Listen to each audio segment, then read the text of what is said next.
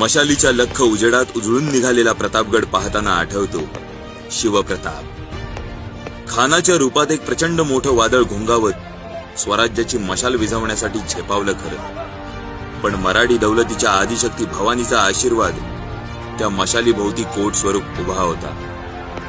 मराठ्यांची दुर्गा राजमाता जिजाऊंची घट्ट वज्रमूठ त्या मशालीवर होती आणि मराठ्यांच्या सौभाग्यलक्ष्मी महाराणी सईबाईंच्या पातिव्रत्याचा अग्नी त्या मशालीत धगधगत होता, ज्या मशालीने शिवरायांनी स्वराज्याचा अग्निहोत्र पेटवला.